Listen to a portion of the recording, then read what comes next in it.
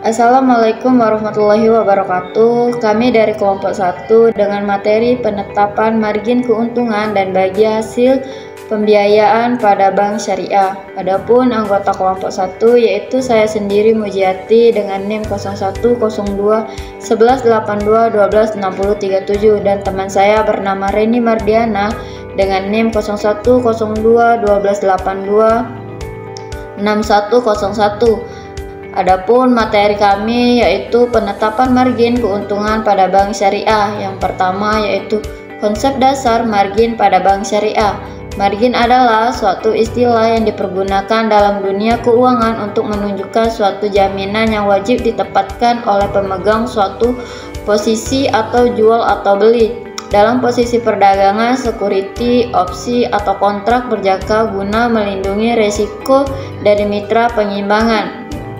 Adapun margin dalam perbankan syariah memiliki ketentuan-ketentuan pembagian margin, diantaranya yang pertama yaitu margin keuntungan hanya terdapat dalam jual beli. Yang kedua yaitu persentasi pembagian keuntungan berdasarkan pada kesepakatan antara penjual dan pembeli.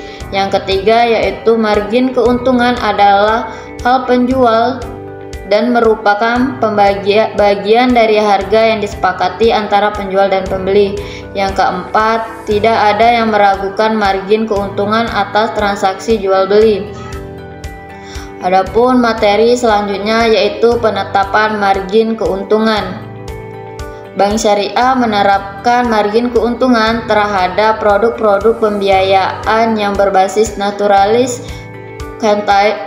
Centering Control atau NCC, yakni akad bisnis yang memberikan kepastian pembayaran baik dari segi jumlah maupun waktu, seperti pembiayaan muraba'ah, ijarah mutahiyah bin tablik, salam dan istina. Selanjutnya yaitu referensi margin keuntungan.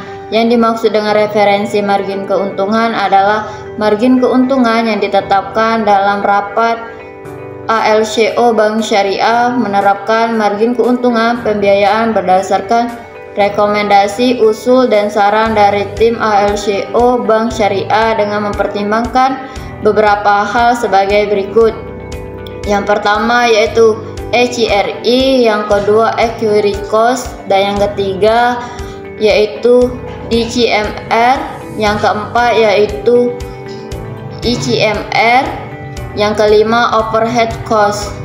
Penerapan dan perhitungan jual beli yaitu harga jual adalah atau harga beli, harga pokok atau harga memperoleh dari profit margin keuntungan seperti rumusan di bawah ini. Menurut Adi Warman Akarim dalam bukunya Bank Syariah yaitu referensi margin keuntungan ditambah dengan harga pokok bank sama dengan harga jual. Adapun materi selanjutnya pengakuan asuransi harga jual. Angsuran harga jual terdiri dari angsuran harga beli atau harga pokok dan angsuran margin keuntungan. Pengakuan angsuran dapat dihitung dengan menggunakan 4 metode, yaitu yang pertama metode margin keuntungan menurun atau sliding, yang kedua margin keuntungan rata-rata, dan yang ketiga margin keuntungan flat, yang keempat margin keuntungan anuitas. Adapun persyaratan untuk memperhitungkan margin keuntungan. Margin keuntungan sama dengan F atau plafon hanya bisa dihitung apabila komponen-komponen di bawah ini tersedia. Komponen yang pertama yaitu jenis perhitungan margin keuntungan, yang kedua plafon pembiayaan sesuai jenis, dan yang ketiga jangka waktu pembiayaan, yang keempat tingkat margin keuntungan pembiayaan, yang kelima pola tagihan atau jatuh tempo tagih atau baik harga pokok maupun margin keuntungan. Materi selanjutnya akan dijelaskan oleh teman saya. Terima kasih.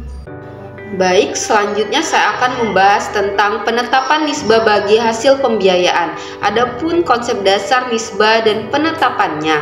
Nisbah merupakan pembagian hasil secara Islam untuk membagi keuntungan dengan rata dan sesuai. Bank Syariah menerapkan nisbah bagi hasil terhadap produk-produk pembiayaan yang berbasis Natural Uncertainty Contracts atau NUC, yakni akad bisnis yang tidak memberikan kepastian pendapatan atau return baik dari segi jumlah maupun waktu, seperti mudharabah dan musyarakah. Adapun pertimbangan untuk penetapan nisbah bagi hasil atau pembiayaan. Nah, penetapan nisbah bagi hasil pembiayaan ditentukan dengan mempertimbangkan sebagai berikut. Yang pertama yaitu referensi tingkat margin atau keuntungan. Yang dimaksud referensi tingkat margin atau keuntungan adalah referensi tingkat atau margin keuntungan yang ditetapkan oleh rapat ALCO. Yang kedua, perkiraan tingkat keuntungan bisnis atau proyek yang dibiayai. Nah, perkiraan tingkat keuntungan bisnis atau proyek yang dibiayain dihitung dengan mempertimbangkan sebagai berikut.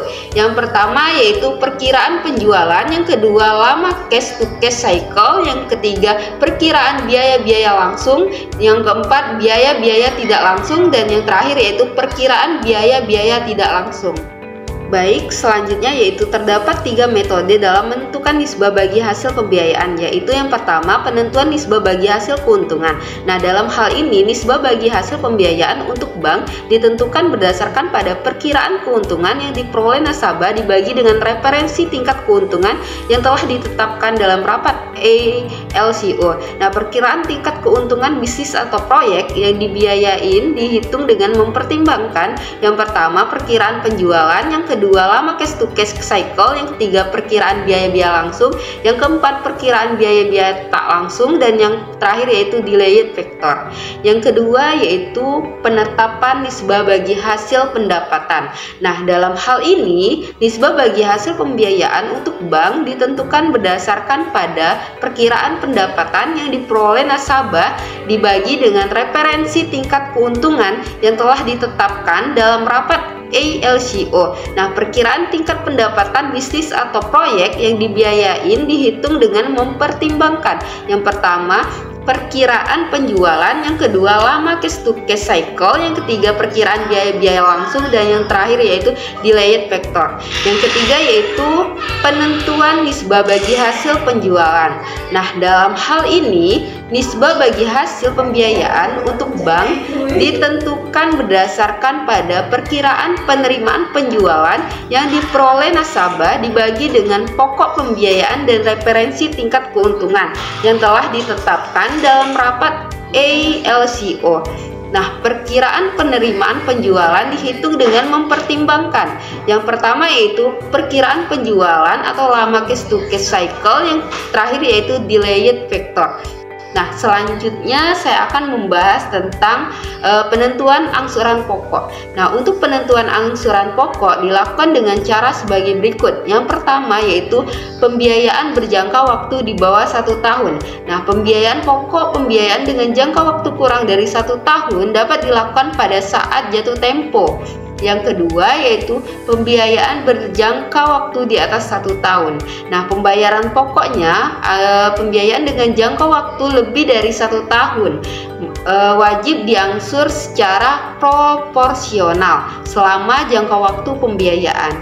Nah, yang dimaksud dengan proporsional adalah pembayaran angsuran sesuai dengan arus kas atau net cash inflow dari usaha nasabah. Nah, mungkin itu saja yang dapat kami sampaikan. Semoga bermanfaat untuk kita semua. Kami ucapkan terima kasih. Wassalamualaikum warahmatullahi wabarakatuh.